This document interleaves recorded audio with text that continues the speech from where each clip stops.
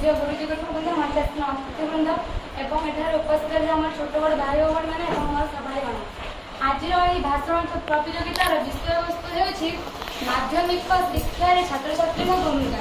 यही संबंध में मत किसी कहबार सुजोग मिलता निजक धन्य मन करुँच। प्रथम जाना माध्यमिक शिक्षा कौन, प्राथमिक शिक्षा एवं उच्च शिक्षा मध्य जो आमको जो शिक्षा दी जाए ताकू माध्यमिक शिक्षा कहुए।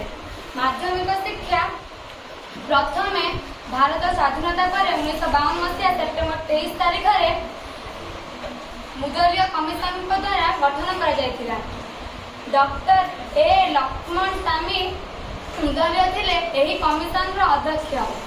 से यही कमिशन अध्यक्ष थे यही कमिशन द्वारा माध्यमिक शिक्षा को गठन कर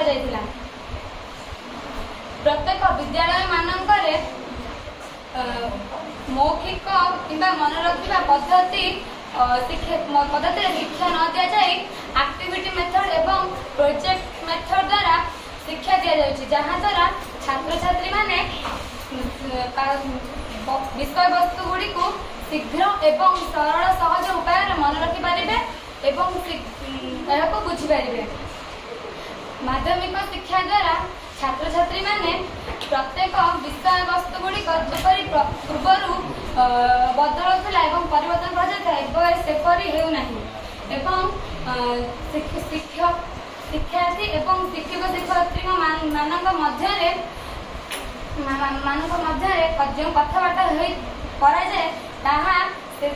मातृभाषा एवं सेठाकार आंचलिक भाषा है आवश्यक कारण यह द्वारा समस्त कथा को बुझीपारे। जो मैंने इंग्राजी जानी ना यही भाषा गुड़ी को बुझीपारे। यही भाषार प्रयोग शिक्षा प्रयोग मुख्य कारण होची इंग्राजी को प्राधान्य देवा कमाइबा एवं आंचलिक भाषार मुख्य गुड़ी को प्रकाश करा। यही समय पिला माने ठीक भाव में पाठ पढ़ुं ना यह जानापी प्रत्येक विद्यालय शिक्षक शिक्षयित्री माने प्रति मासरे 2 थर लेखाएं यूनिट टेस्ट करी किसी परीक्षा करी जहाँ जानुंट से ठीक पाठ पढ़ुं कि नहीं एवं प्रत्येक विद्यालय मानक किसी करिकुलर एक्टिविटी जमी गीत नाच एवं आदि क्रीड़ा प्रतियोगिता जीके क्वेश्चन जमी साधारण ज्ञान प्रतियोगिता आदि करा जाए प्रथम द्वितीय तृतीय करा जाउछि।